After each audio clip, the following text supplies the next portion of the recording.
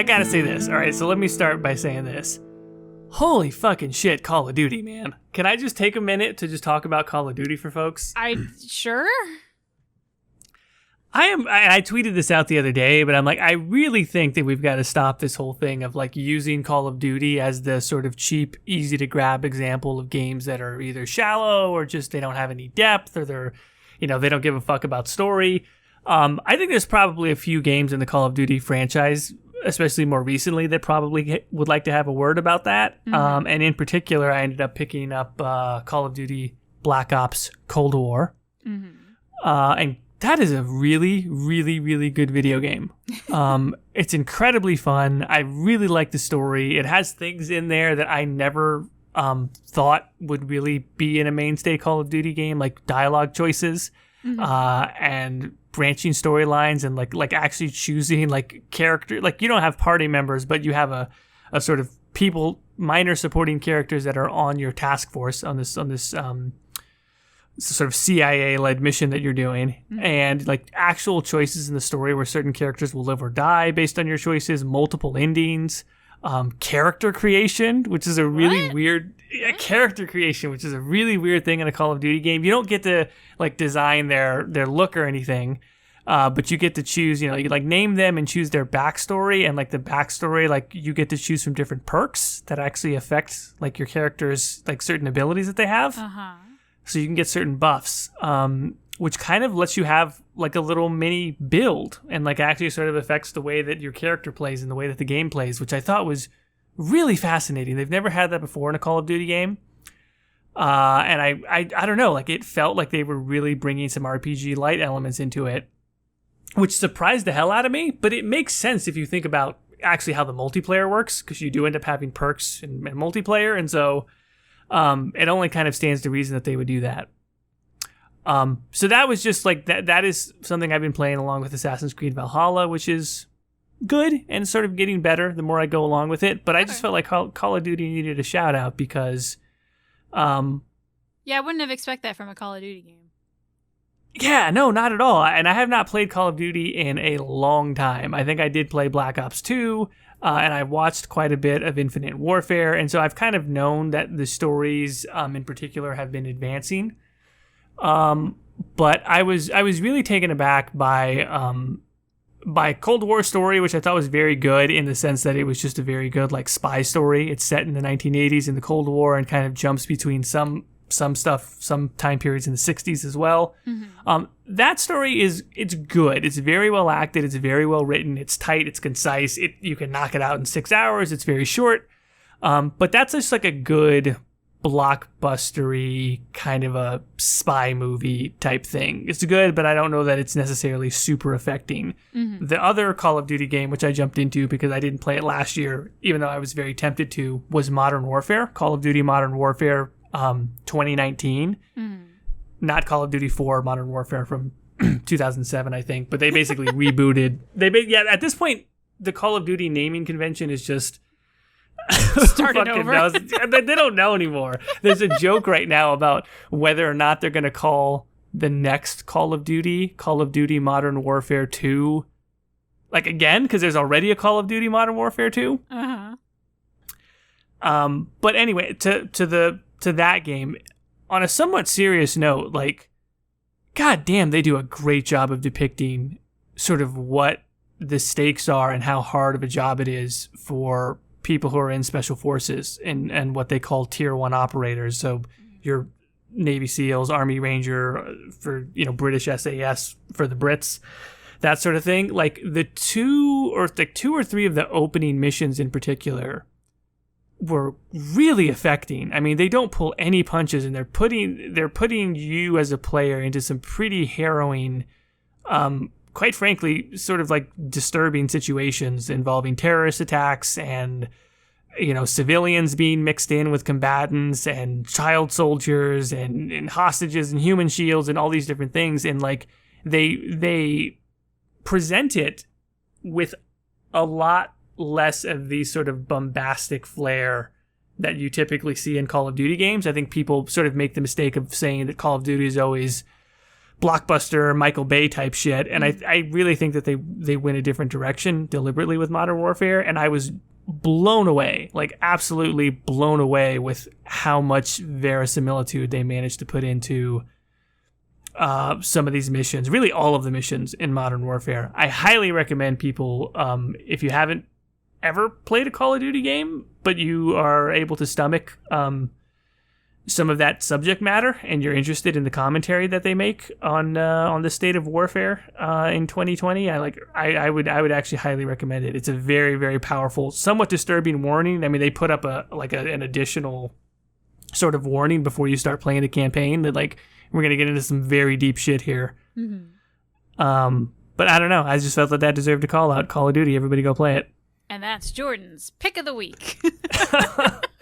Next week I'll do Valhalla, or next episode. My pick of the week is Animal Crossing, again, since April. It's 8 months in a row. It's all I've been able to play. The undefeated champion. Are you maxed out? Is your town the greatest town ever now? No, but we're getting there. So I say it's the only thing I can play, which is true, but it's not like I have like long play sessions. It's like, 30 minutes here, an hour there a day, and that's about it. Everything else is devoted to something else. So we're slowly getting there, getting those DIYs. I got some amiibo cards, so look at me spending some money. No one cares about that though. So something else happened this week. That is our topic for today. Is the BioWare 25th anniversary special book? Is that what is it called? BioWare Stories and Secrets from 25 Years of Game Development, which is way too long, so I've just been calling it BioWare 25. I think everyone has, to be quite honest. So it's essentially like a book that's about BioWare as a company and what they've done with the video games, and it has some special nuggets. Now, we both bought it. However, you got the physical copy, so you currently have it in your hand right now. I do. I got the digital version, so I can use it in videos later. It turns out the digital version doesn't come out until December. What a strange decision. Like, I don't know what could have prompted them to do that, but here we are. I don't know. But, so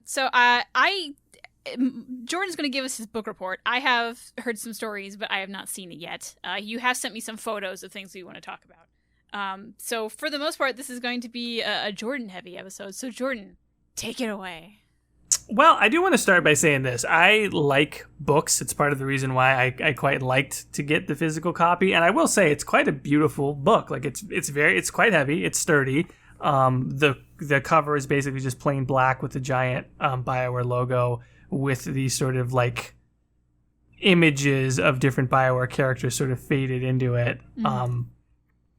I know this is really dorky stuff, but like there's such nice pages. Do you know what I mean? Like I don't know if I don't know if anyone else does this with books, especially like sort of bigger, like either coffee table books or art books, but you're just like when they're nice, like when it has that great book smell and like you can tell it's a quality, well put together book. Because sometimes you will buy art books and you're like, oh god, they didn't give a shit about this.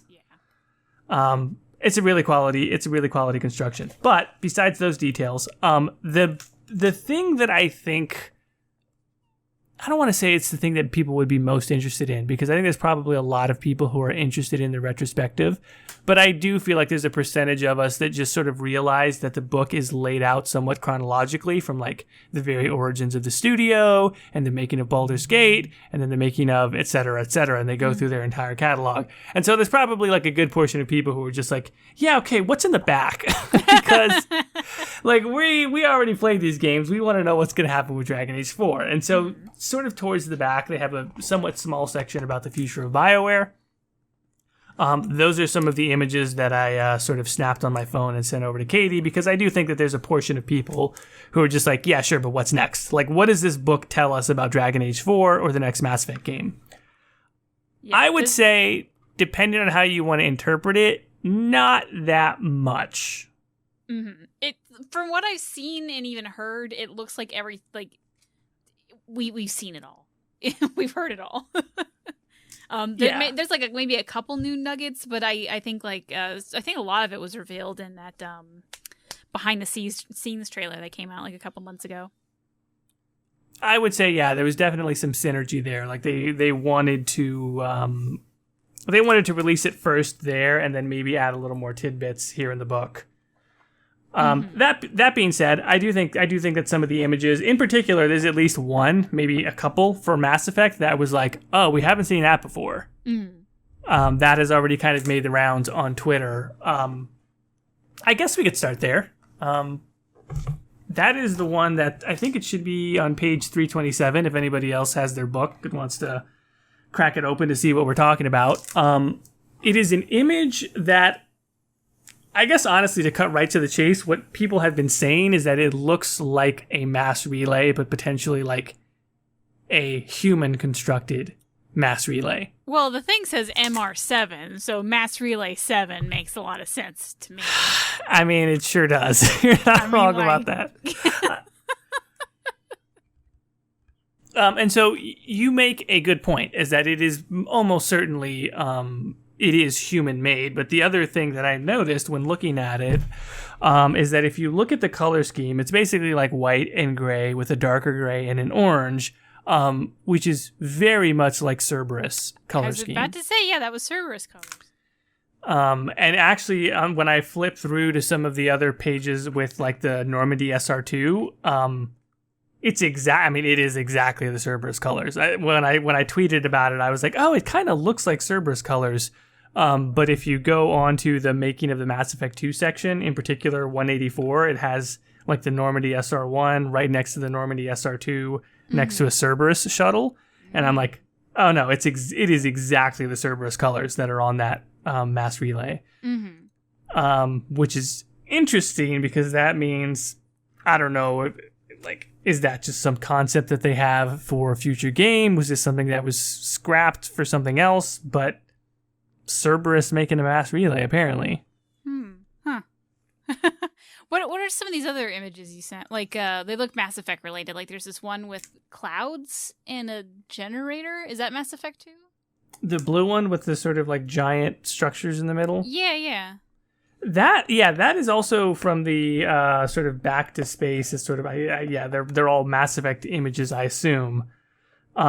It's weird because it almost reminds me of it's sort of like some of the underground portions in Andromeda, even though it's not underground. It kind of has like a similar scale to it. Yeah, a little bit. I found that very interesting, though. I don't believe that is an image that has been seen before, and I don't know what that is, honestly. I don't know what other people may make of that exactly. I mean, they could be buildings. They could be generators of some sort. I don't know, but it clearly... my first thought was generators for some reason, too. Whatever they are, they're massive because it definitely does look like this smaller. It looks like there's there's transports of some sort that are flying by, and those look tiny compared to with these things. Yeah. But then there's like clouds in the image, and you're like, oh, maybe those aren't so tiny. Yeah, like there's clouds, but then there's also, I mean, I don't know if those are runways or if that's like a city. I thought it was like a man-made lake or something for some reason. Because that's how shiny it was. I don't know. It's very far away for anyone that actually looks at the image. Basically, it's like a huge what's the word I'm looking for? Not panoramic, but like it's a huge landscape image. So hard to make out details, but I don't know. Maybe it could be maybe like a city in the sky type of thing. Okay.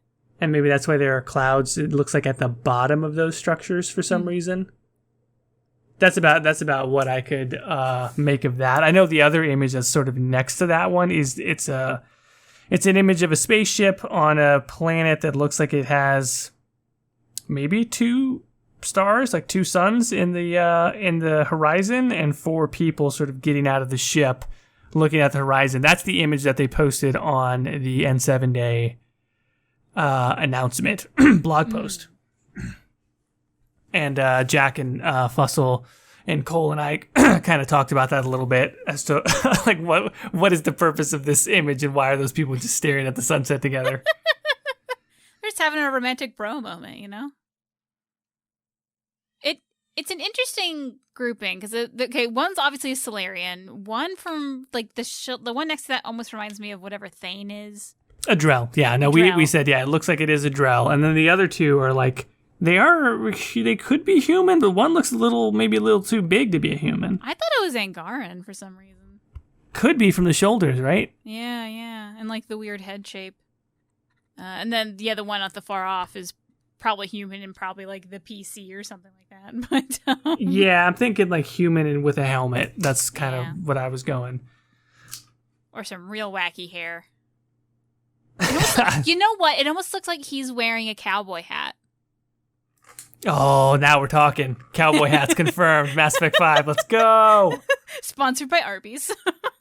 Sponsored by Arby's? Yeah, they got the little cowboy hat logo. Oh, you're right. Yeah, sponsored by Arby's. Yeah. All right. Yeah. So yeah, I think that image is interesting as well, just because it looks like, I mean, I don't know if that is, I don't think it's a space station. Pretty sure it's a ship. I'm sorry, not a space station. It's not a habitat. It's a ship, which I'm always interested in. The ship designs and ship technology. I don't know if that would end up being the ship or just a ship, but interesting nonetheless. And then I think the other one that is pretty sure it's new was one kind of on the page in the right corner where it just looks like it looks like habitats. These, or at least one, looks like an actual habitat on a planet at night, I'm assuming. Mm-hmm. And it's kind of hazy, and you can see one character in the foreground with holding a rifle, and a couple of other characters ahead of them, smaller. And I assume that those are I took those like giant trees that are around them. Yeah. With the vines hanging down. The ship, because you said there's a habitat, but it does look like there's a ship onto the left here, and it looks like the exact same ship that was in the other image. Oh, no, you're right. It is the same ship. It's got that exact same sort of like entrance way and the ramp and everything. The perspective is a little different, but it's the same. Yeah, it might be the same image technically, but flipped, because concept art reuses a lot of stuff. But yeah, okay. So I wonder, that's the ship they go on, and this is like the same grouping, and then these are 3 other party members plus you. Oh no, there's 5 people here actually, because there's one by the. It almost looks like an opening to a tin can, just in the ground and giant. yeah, exactly. Okay. So did they say anything else other than this is a Mass Effect and it's happening, or like in the book, or is it just here's some concept art and we're going to space one day? That was about it. Yeah, it's 2 paragraphs. I mean, it's really, there's nothing really substantial other than the exact same sort of like, I mean, they do reference the remaster as a thing. Otherwise, it's like, we love this universe, blah, blah, blah. We're going to keep doing more. It's that kind of thing. I mean, that's fair. I would have, I guess, maybe hoped for slightly more, but at the same time, like, it's just not time for that yet. They're working on stuff. It's a ways out. They need space and time to work on it. Yeah. They need to get a couple other things out. Not even Dragon Age. They have to get the new Anthem out the door before I think they can really start talking about a new Mass Effect. Yeah, no, that is also a thing. For the Dragon Age ones, at least the ones that I sent you, which are the only ones that are in the Future of BioWare section, are all of those ones that we've seen? No. Okay, so this is so we're not. We'll get to the T-shirt in a minute. So well, the T-shirt's like that's the best part. Yeah. So they're actually changed. What I'm noticing here, and what I've actually heard online, is that they've actually changed some of the concept images. So from the behind the scenes trailer. We'll reference. There's one with the ones in the book. They have like the Batwoman assassin lady. That's confirmed for Antiva and Crows.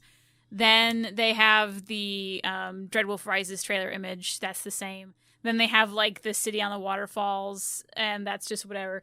And then we get to the underwater pic with a bunch of people. And the thing that they've added here is that the woman in the back now has like a gun on her back or something like that. Oh, it looks. I mean, it looks like a crossbow or whatever. It looks Bianca-esque. I'm not saying it's Bianca, but it looks similar to that build. Yeah. So people are wondering if, like, they had like that lineup of people, one of them had a gun. If that's Gun Lady now. If you remember that lineup, yeah. No, that's a good catch. So that's one of them. You sent me another one here. That's another one. Oh, okay. So there's a new image of Guy in Deep Roads, and other than it being daylight streaming in, it's Guy in Deep Roads. Like, there's really not much to talk about. Like, and even says the Deep Roads team with evils, both new and old, known and unknowable. Like, there's really nothing here. That one's brand new. But the most interesting one, actually, is the last image you sent, which is also from the behind the scenes trailer, where it's like these 4 people fighting a big monster. However, the big monster has changed. In the image on the BTS trailer, it was just like a big centipede, and now this has a woman on it. Yes. Okay, so this is the one I was most confused about, because I'm like, that's new. And I'm like, no, it's the same thing from the... But it is different. The actual creature, like you said, is different now. So that's the one where I was like, I don't think I've seen this creature before. I am incredibly interested in this one, not just because of the woman, but her head looks like a crescent moon upside down. We've actually seen that imagery before in Trespasser. In Trespasser, there are these various is Alluvians and dragon statues, and they have 3 different heads. One looks like a U, one looks like a sun, and one looks like pretty much the upside down moon. And I think this one was also a dragon statue or whatever. And I say dragon statue, like it's dragon-esque. It's very like sleek looking. It's very bizarre. I don't know. So trying to sum down a very small story. Calwyn, who's a friend and a big lore person online like me, she was able to data mine these 3 strange murals from Trespasser. And along with that, we went out down this whole rabbit hole, and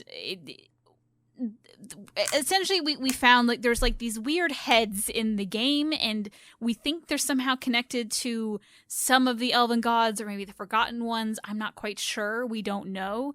But we do think they were in league with Solus/Fen'Harel. So I think maybe this is one of the forgotten ones, if I was going to stab a guess here. And then also the caption to this is "The evil gods have Thetis," something. I can't quite read it because it's cut off in the image, but close enough. So is this a concept art of one of the forgotten ones? Yeah.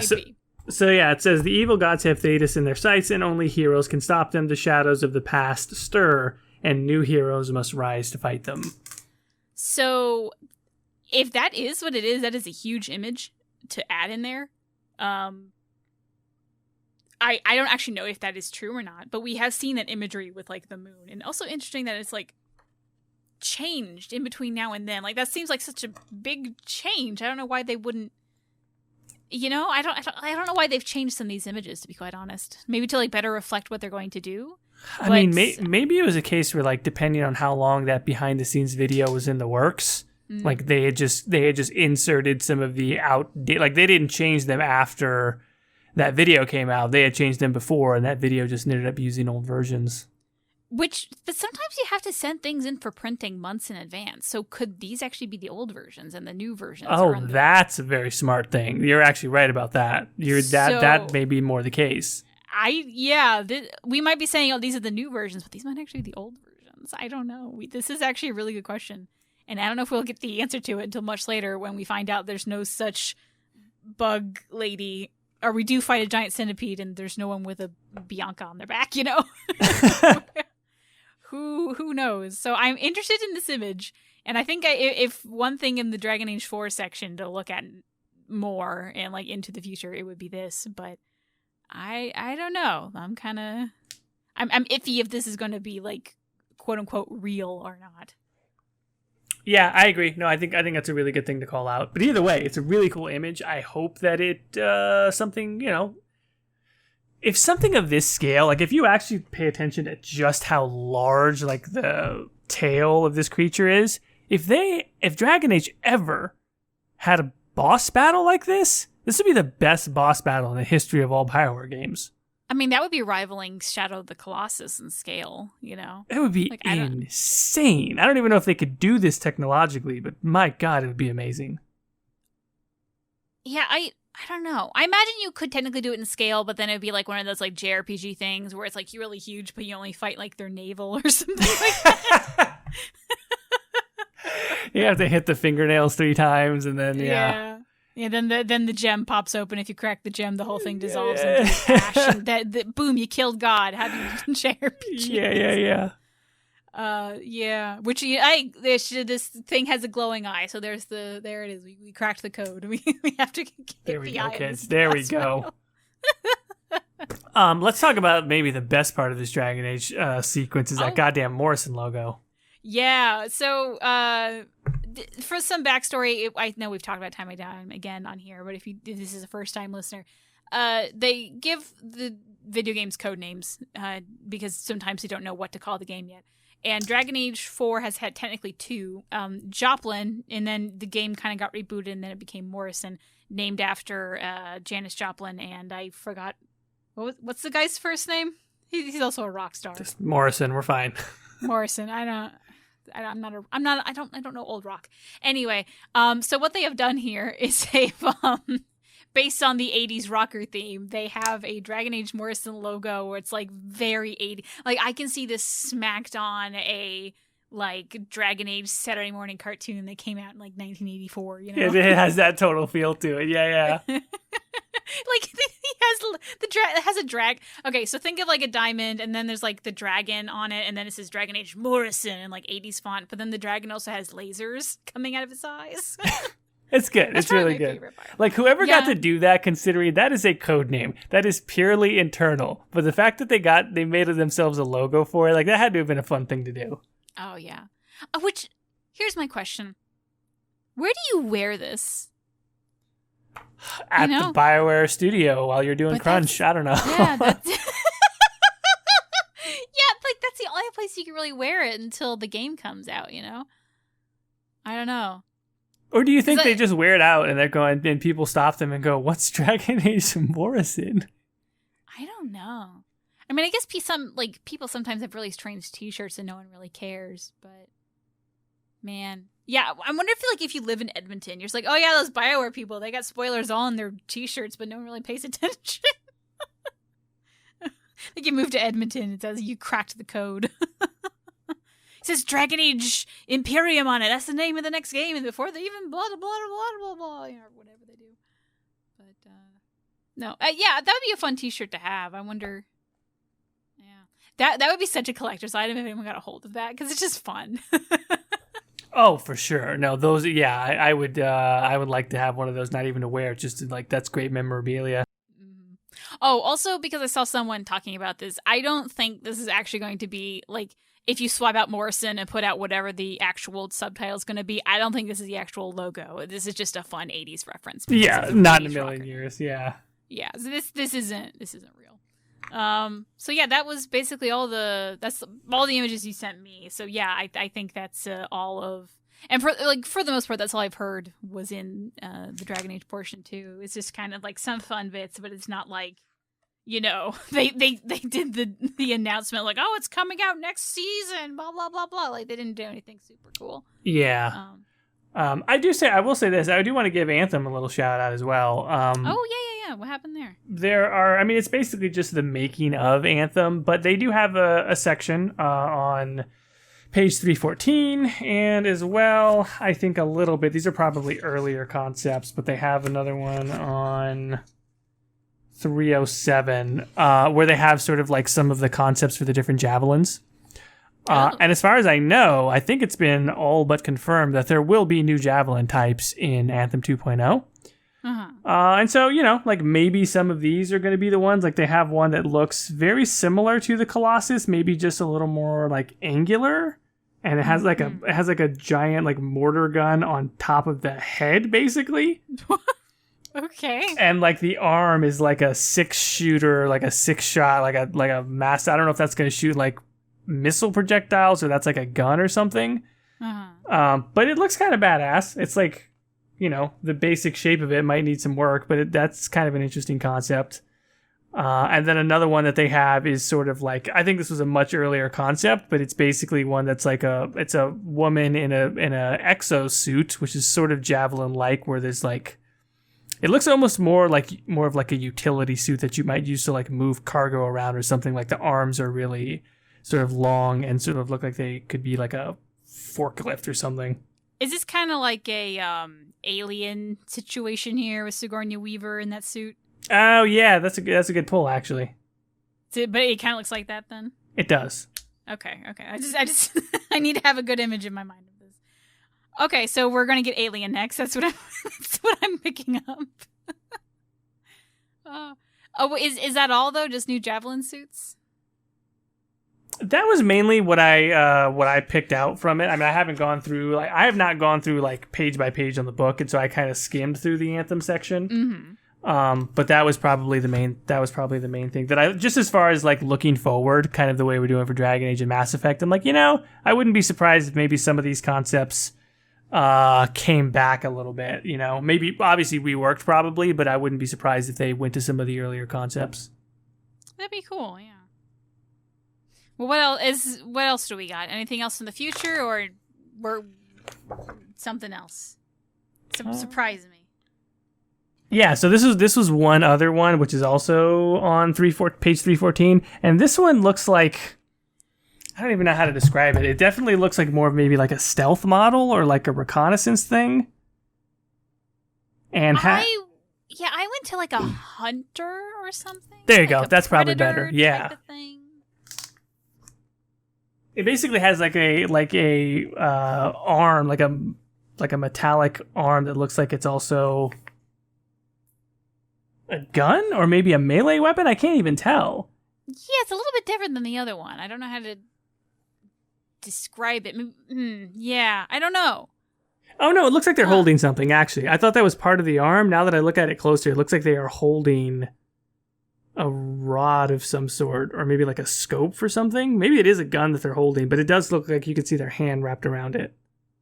Yeah, but not like all the way though. It's kind of weird. It's strange how it's attached, but it's a much more... It's a briefcase. He's a business javelin. Oh, well, there you go. Mystery solved. Anthem 2.0. Business javelin confirmed. Gotta go make those business deals. What else you got? Oh, man, forget who is the maker. This is the best BioWare theory ever. Okay, but legitimately though, if it kind of does look like he's holding a handle of a briefcase. If it's like the briefcase is at a weird angle. Yeah, you're right. From a certain perspective, it looks like he is holding a case of some sort. Yeah. But this other than that, I have no idea what this is supposed to be. It struck me as being way more robotic than the other one. Or not more robotic, but just like it looked like it could be a robot as much as it could be someone in a robotic suit, if that makes sense. Mm-hmm. Yeah.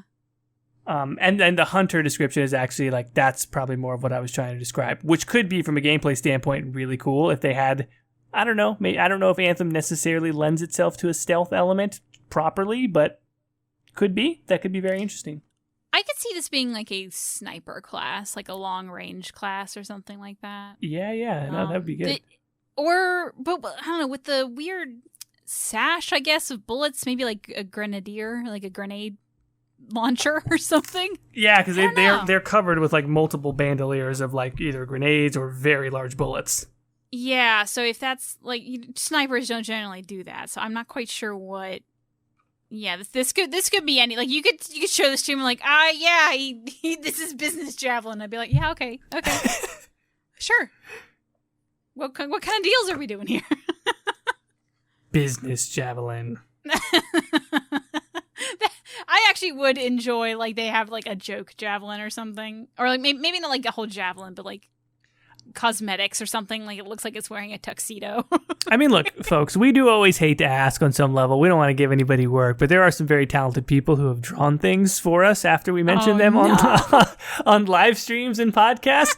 If anybody out there, I'm not going to name any names, there's a couple of you who are very talented. If anybody wants to take a stab at business javelin and tweet it at us, I mean, that would probably be amazing. Oh my god. Oh, would that be what Mr. BioWare? What he drives in Anthem? Oh, as Mr. BioWare gets inside of business javelin. Goes to EA, break down some deals. I could see it. Yeah, I could see it for sure. This is such a strange pull from our live streams. Oh god. Okay, well, what else? What else we got? Take me down this BioWare train. I want to also call out some stuff that is Mass Effect Andromeda, but I guess you could maybe stretch it and say potential future stuff that could end up in Mass Effect. There's a cool page on page 296 that shows concepts of the Tempest and sort of like, obviously what the Tempest ship ended up being, but also what it could have been. I don't think that all of these were in the Mass Effect Andromeda art book. I might be wrong about that. I also own that book. I don't have it memorized. So I think some of these are unique. Interesting. I mean, they mainly look like the Tempest, but there are a couple of them that you could tell they were clearly sort of like trying to walk the line between the Normandy and the Tempest, like combine the two. Mm-hmm. The outer, I don't know what you want to call them. They're like engines or like the outer, not spokes, but like so the engines that are sort of flared out to the side of the Normandy. They tried to have a version of the Tempest that had that, which the Tempest has something similar, but I don't know. Like, I think there's also one that looks a lot more like a fighter jet, to be quite honest. Like, it's much smaller and more, it looks like it has like a A shape or a V shape, depending on how you want to look at it. Mm-hmm. I wonder if they wouldn't, if this is not something that we might see later on in Mass Effect. Mm-hmm. Now, is there... I know Dragon Age had some cut content that was discussed in the book. Did Mass Effect have any of that? Or... I have not gone through all of the sections, so there may be some in there, but nothing that is jumping out for me right now.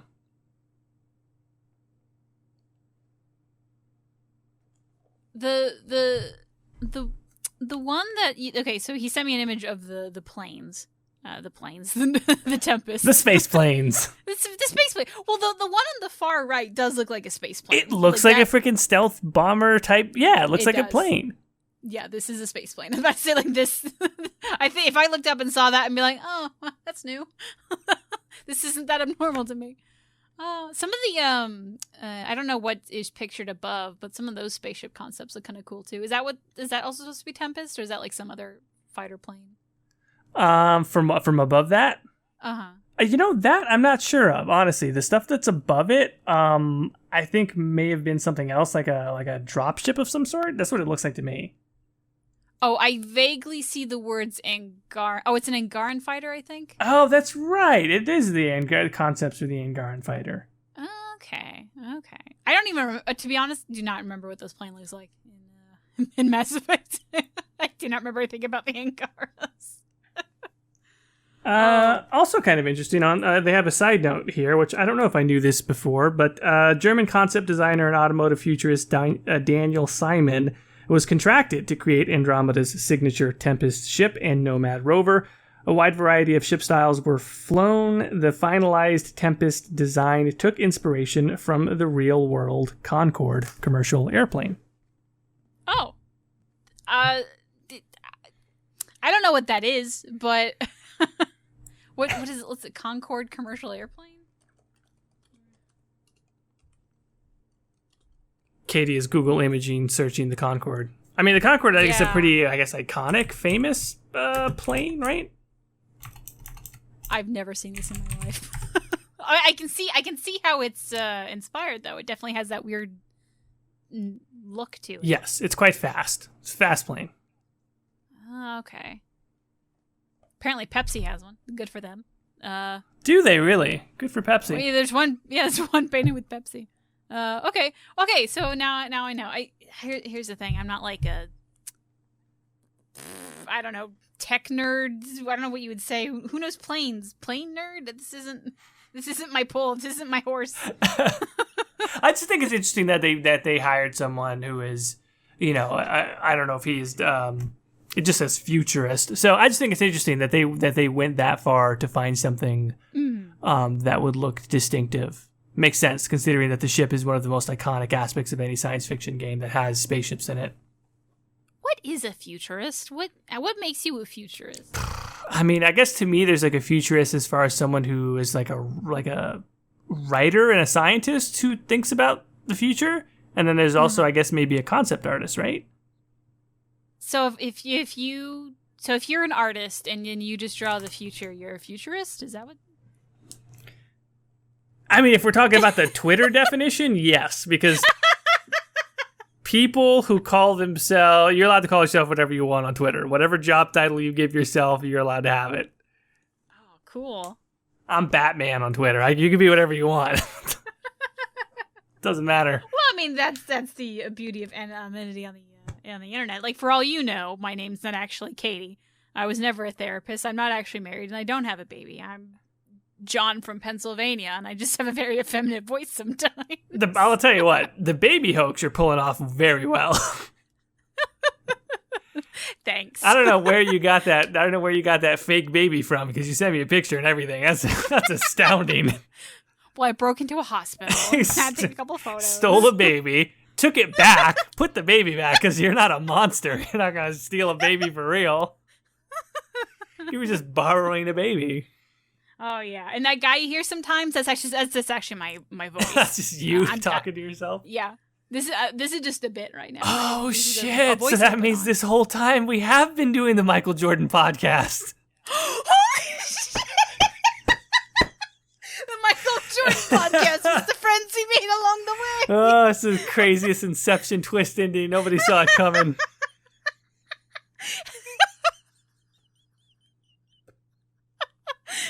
So everyone is like, okay, guys, where's the Michael Jordan podcast? This is the Michael Jordan podcast. Dun, dun, dun. God, if I could do a good Michael impersonation, that'd be the best time to just do that right now. Oh, God. Okay, well, one thing that, there's two things I want to get to. I don't know if we'll be able to get to them both today. One was, the cut game, I guess, or that we talked about very briefly. And then two is, I know they talked about the Exalted March DLC. And since that is your namesake, I feel like we have to touch upon it. My namesake. Okay, well, let's talk about Agent, because that is maybe the most surprising thing for me. I don't know how many people already knew about this. I had never heard of this. So there was a game that was, I guess, being worked on around 2007 that would have been a special agent, espionage. I don't want to say RPG because they go out of their way to say it's not an RPG, but it would have been a story-driven, choice-driven, you make dialogue choices, they even have a piece of concept art that shows basically the dialogue wheel. Mm-hmm. And you would have been like a spy, especially like a James Bond type game. A lot like, the first thing I thought of was, this is kind of what Alpha Protocol ended up being over at Obsidian. Mm-hmm. Which is really, really interesting, because when Obsidian came out with that, everyone said, oh yeah, this is really like Mass Effect meets Jason Bourne or James Bond or Jack Bauer or whatever you want to say.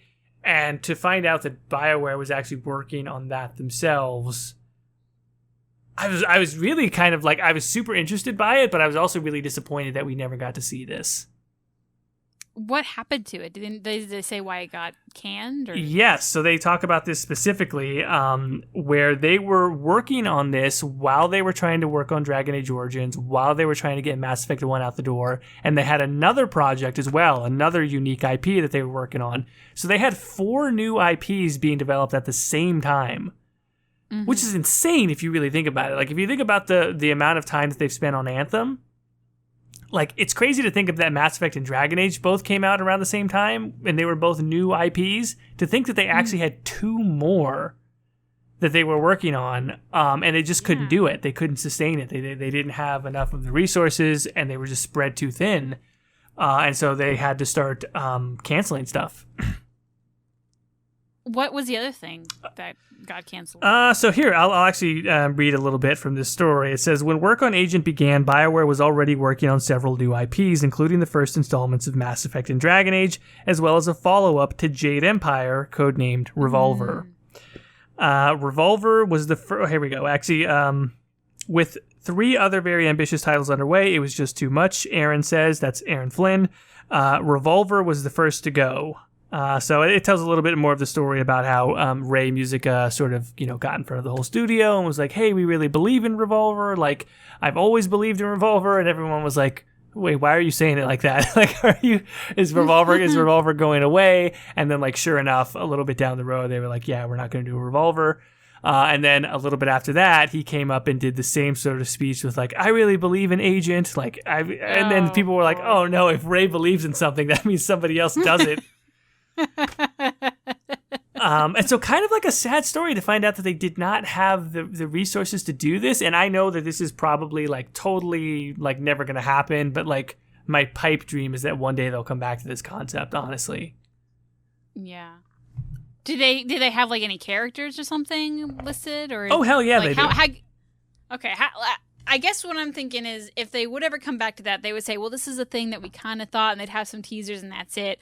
Or is this like they have like this is what the storyline was going to be? Here's some characters. Like how deep? Do they have the design documents. They have the two main protagonists. They have like they have the plot. Like they have the storyline of what it was going to be. They had a business model. They had everything. So it was going to be episodic content. And that's actually pretty groundbreaking in 2007 because I was about to say the first time that really took off was in Walking Dead was like 2011 or 2012 when they first did that. Yeah, something like that. It was so 2000 quite a while later. 2007 when DLC was really first taking off and people were still mad about horse armor pretty much. The fact that they wanted to do it like, they reference, 24, they reference, James Bond. They also reference like the X-Files. They really wanted to do an episodic nature to the storytelling. And so they weren't going to sell it as like as a one installment thing. It was going to be multiple installments. Can you imagine if they decided to can like Mass Effect and then went with this instead? I gotta tell you, I mean, obviously that would have been, knowing what I know about how much I love Mass Effect, I would have been very disappointed. Even then, I would have been disappointed because I like science fiction. That's like my favorite thing. But I think this would have been successful. I mean, I don't think it would have not been successful. I think this would have worked. Yeah, it's one of those coulda, woulda, shoulda. You wonder what it would have been. Well, so what's the You say X-Files would have had like a supernatural twist sort of, or more just the episodic nature of it? It would have had a supernatural nature to it. Ooh, so the plot would have involved your agents sort of discovering a plot to create like a master race, like the sort of like the elite people or whatever would have sort of started doing genetic engineering. Okay. And that they would, so they said, so they have one thing where they say it's James Bond meets the Da Vinci Code, which I was like, interesting, okay. And your protagonist is a little bit like enhanced, not like superpowers, but like you're sort of faster and stronger through some experimentation that's been done. Okay. What was the master race like? What was? Let me read from this portion of it where it says it has basically images of like the design documents included in here. So it says. You are one of two agents, partners, friends, sometimes adversaries or lovers. You are two halves of one whole. You begin as strangers, a CIA commando and an undercover operative for MI6. But when a mission to stop a terrorist brings you into conflict, you are thrown together on the run for your lives. Only one hand reaches out to you, the Guardian, voice of the mysterious council of scientists who call themselves the Magistery, an Illuminati-like group which has appointed itself the world's guardian angels, opposing the conspiracies and cults which have a stranglehold on history. They want you as their vanguard in a battle no one has ever won. You uncover a plot of apocalyptic proportions as you learn that the insidious progenitors have infiltrated the highest levels of government in their plan to breed a master race, a race they intend as humanity's replacement. It will take all of your skills as an agent to trick, seduce, and battle your way into the inner workings of a conspiracy that has spanned centuries before they release the tailored super virus. Okay, so two thoughts. One is, hold on, we can seduce our way? Can we fuck our way to victory? I mean, well, hold on. What's that one gal that married the prince and now he's not a prince anymore? Apparently. Oh, wow. Okay, there you go. Oh, God. And then the super virus. I could just now with coronavirus, for some reason, I'm just like, oh, no, it's begun. Oh, what's coronavirus is going to create a master race somehow? Yeah, people who survive corona are just genetically stronger. There you go. Bam. Or people who know how to wear a mask properly are genetically smarter. Either way. So a couple more things on Agent, because I do think that they included quite a bit. They included a lot of concept art, which I thought was really fun, including one that is absolutely the dialogue wheel or some sort of mock-up for what the dialogue choices would be. Mm-hmm. And it has some that are like very dialogue wheel-esque, like, I'll kill you all, we can help, you'll never get away with this, versus one that's like, question her loyalty or mock her, or like more sort of like generic descriptions of the direction you want to go. And it actually talks about like they didn't want it to be like the dialogue in other Mass Effect games where you say like, well, tell me about your culture, or like tell me about your backstory, and like you have this sort of investigative well, no, that's not true exactly. Like they referenced the fact that like an agent always knows what they want to do and what they want to get to, so all of the options are about you're going to succeed or fail or sometimes question, but it's always moving things forward. It's sort of like a truncated version of the dialogue system. Okay. They also, I found this very interesting. They had a little section that was talking about what Agent is not, like what it was not going to be. And they put, it's not a sandbox game. You're not expected to create your own fun. It's not turn-based. Combat and actions will happen in real time. Not a first-person shooter. We are not competing with first-person shooters. Combat will be more intimate in nature, with a higher percentage of hand-to-hand fighting. Not a graphic novel. The dialogue will not require hours of reading. Dialogue will be short and snappy in the style of the best primetime television. Not an RPG. So what the fuck? Not an RPG. The player will not be exposed to stats, character classes, and experience points. Character development will focus on helping the player be a better spy. So it sounds like it was an action stealth game, honestly. So kind of not quite, but sort of in like the Hitman category. Maybe like Splinter Cell, like Splinter Cell, but with more James Bond, Jason Bourne type of thing. Sorry, James Bond. Your mic likes James Bond. Thanks, microphone. Okay. So that's interesting. Yeah, that is kind of like. I don't know if me in 2007 would have played it, but like me now, I probably would have dabbled. That sounds like an interesting concept. I do also think that they were going for something like when you talk about the supernatural, like the quote unquote Illuminati like group, and you look at some of the art, I think it's definitely realistic leaning, but also like I think it had an element of camp to it.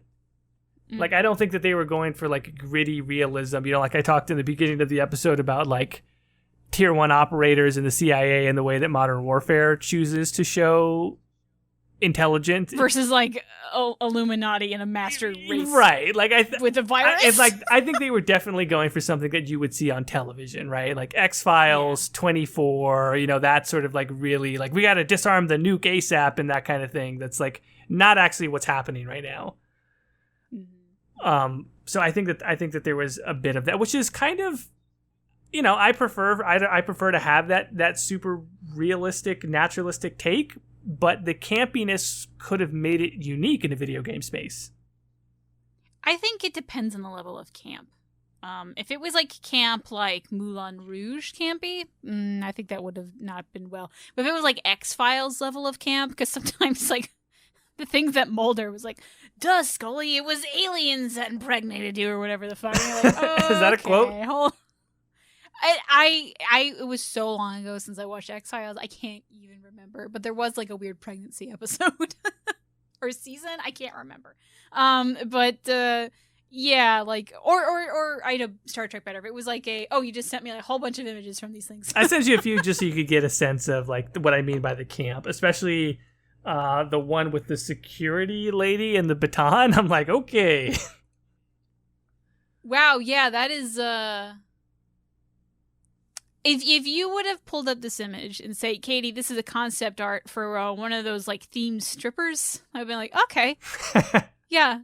This is one of those like ladies that like knocks on your door. It's like, I heard you've been a bad boy, and then like playfully hits you with the baton. Stripper effect, is that what the name would have been?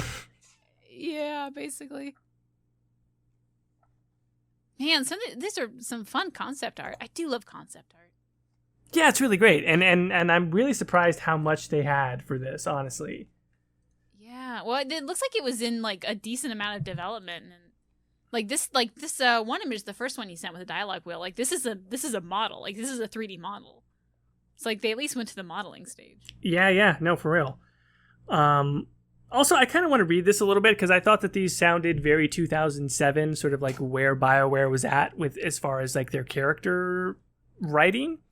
They go out of the way to say that like you're not going to be able to change the characters. You will pick either the male protagonist or the female protagonist, and like that's who they are. You can change their first name, kind of a thing, but like similar to Mass Effect, I guess probably the last name would be voice recorded. So here they have little character summaries for the protagonist, like who the main character would have been. Tell me about these characters. So Agent Rick Durant. I don't know why I thought Rick was such an interesting choice, but okay. Rick Durant, Dick Durant, okay. Agent Rick Durant is honest and loyal, as well as independently wealthy. He wants to serve his country and help those less fortunate. He has many government and upper-class contacts. He has had few serious relationships, but his many trysts were more fun and casual than manipulative or cruel. I thought that was interesting that they devoted a sentence to what his personal life was about.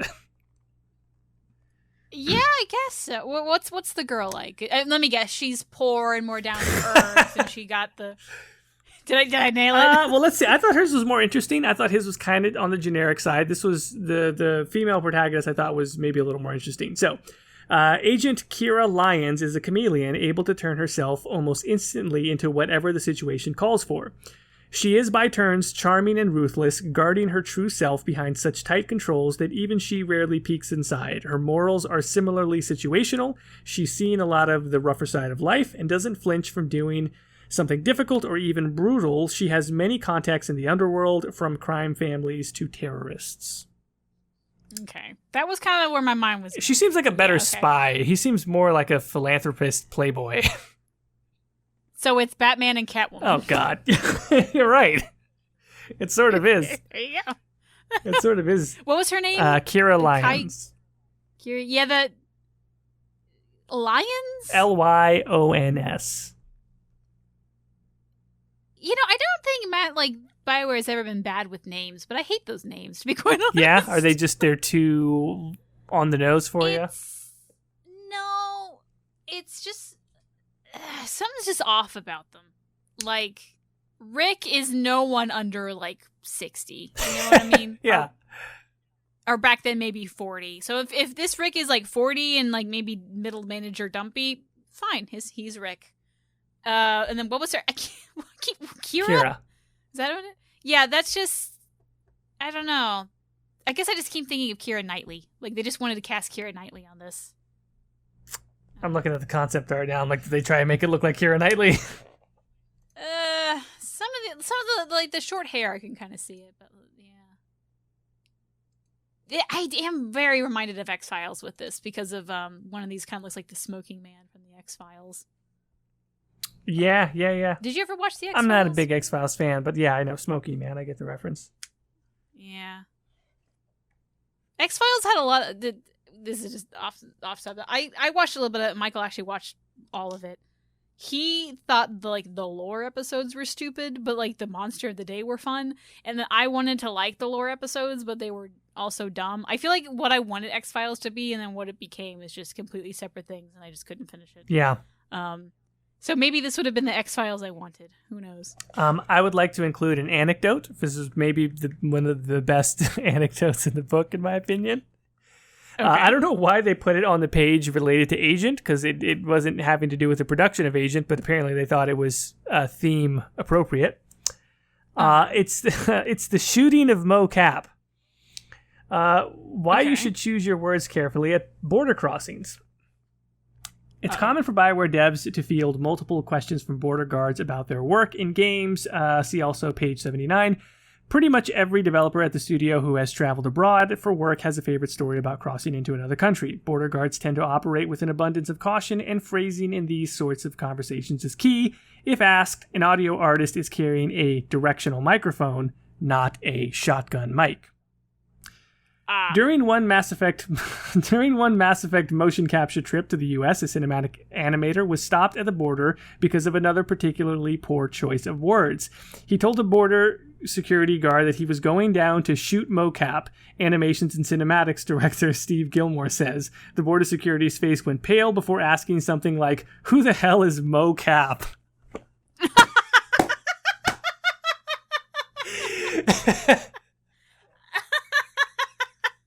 Oh, I didn't even think about like Mo as the name. Who the hell is Mocap? About an hour and a half later, we finally got on the plane. I thought that was great. That was such a wholesome, it's like a dad joke anecdote of who the hell is Mocap? That is definitely dad joke. You know that like whoever that was, like that's their favorite story. I mean, that's one of those stories where like if you're gonna do a retrospective book about the studio, you gotta put that in there. Yeah, that one's real good. That one's real good. Oh man. Okay, well, I before we end this, I want to talk about the Exalted March DLC that got cut. Okay, let me. I don't know everything about this. I just saw some images posted online, so you'll have to tell me, I guess, the extent of what it is. Do you know where it is in the book? Because I unfortunately do not have page numbers. Okay. All right. So I'll tell you what I know, and then you can correct me with stuff. So in the book, I believe there is actually some concept pieces of, because of what they were going to do is that the Exalted March was sometime after the game. I don't know how long, but like all the companions would have like a new design. Personally, I think Meryl had the best design because she got rid of that stupid fucking haircut and she got something decent for once. Damn, not pulling no punches. Look, it's anyone who saw Meryl's haircut, it's like, honey, we gotta talk. But like we all know that they were going to kill Varric off. That was the thing. Very sad. But they had like some just cool like concept art pieces of like I think there was one with like I don't know, like Fenris, like he lost an eye at one point. Like a lot of the characters have like these interesting like what happened to them in between then and Exalted March. And I think there's actually one where like Hawk chained up the Divine or something. I can't quite remember what it was. The one that I think fans have been really going about is that it would have given you the chance to marry your love interest. And or if you didn't have a love interest, then Sebastian and Bethany could have gotten married, or someone else could have gotten married. And it's just a lot of like could have, like woulda, coulda, woulda, shouldas that fans are going crazy over. Like, I could have married Isabella. I could have married whatever. We could have been married by the Divine. And I know. Yeah, you just sent. Yeah, I know that some of this would later become the Inquisition game, but I don't know how much of it is. So after just the concept stuff, that's all I kind of know. So you looking at the pages are going to have to tell me what else is here. So they do have concept, like you mentioned, for the characters and sort of how they look different. And I gotta say, I'm also disappointed that we never got to see this because, holy crap, some of these look way better. Yeah. Well, which for everyone like me who was kind of sad about Aveline getting her beautiful haircut in the Trespasser DLC slides, that was actually going to happen in the Exalted March DLC. Because her poor beautiful hair has been cut to this punky cut, I guess. I don't know what you call it. But yeah, and some of the concept, like that looks like Samson was involved at some point. Yeah, like all this concept. So some of this you do actually see in Inquisition, like, or at least in the Inquisition art book. Like some of this is very familiar. But yeah, Anders in particular looks freaking cool. Yeah. Oh yeah. And Anders, his update was that like if he had survived, he would have gone back into the Wardens and tried to like make his life worthwhile or something like that. I can't remember the wording of it. It takes a whole different approach. Yeah.